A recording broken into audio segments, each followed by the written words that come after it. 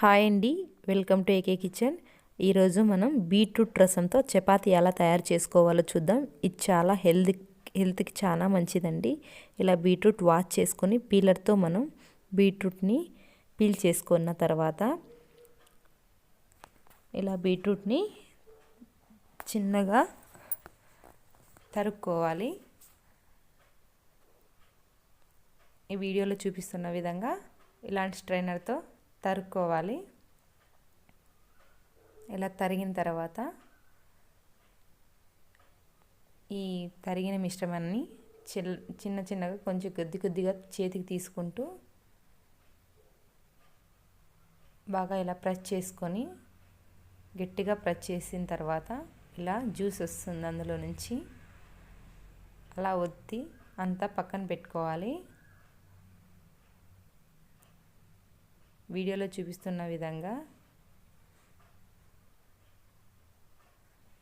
ఇలా ప్రెస్ చేసుకొని జ్యూస్ అంతటిని ఒక స్ట్రైనర్ సాయంతో కప్పులోకి ఇలా వడగట్టుకున్న తర్వాత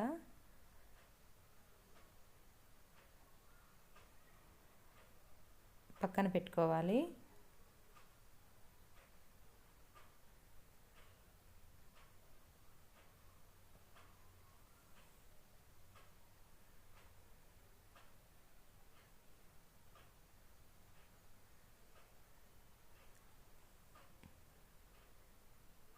ఇలా ఒక బౌల్ తీసుకొని అందులో మనకి ఎన్నైతే క్వాంటిటీ కావాలో అన్ని కప్పుల గోధుమ పిండి యాడ్ చేసుకొని అందులోకి సరిపడా సాల్ట్ వేసుకోవాలి. సాల్ట్ వేసుకున్న తర్వాత మనం ముందుగా తరిగి పెట్టుకున్న అందులో నుంచి వచ్చిన రసాన్ని బీట్రూట్ రసాన్ని కొద్దిగా వేసుకుంటూ ఇలా అంతా కలిసేలాగా కలుపుకోవాలి. ఇలా కలుపుకున్న తర్వాత ఒక టేబుల్ స్పూన్ నూనె వేసుకొని మిశ్రమానికి కలిసేలాగా కలుపుకోవాలి. ఇలా కలుపుకొని మూత పెట్టి 10 నిమిషాలు నాననివ్వాలి.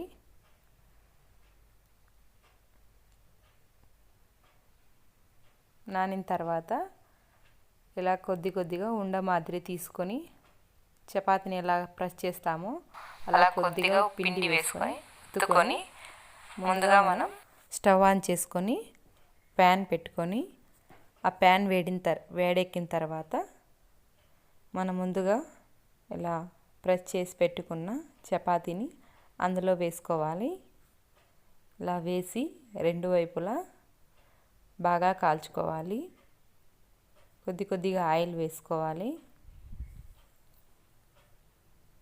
ఆయిల్ వేసుకొని రెండు వైపులా బాగా కాలేలాగా కాల్చుకున్న తర్వాత ఒక ప్లేట్లోకి సర్వ్ చేసుకోవాలి. అంతేనండి, ఎంతో టేస్టీగా బీట్రూట్ చపాతీ తయారవుతుంది. ఇందులోకి టమాటో చట్నీ చాలా టేస్టీగా ఉంటుంది.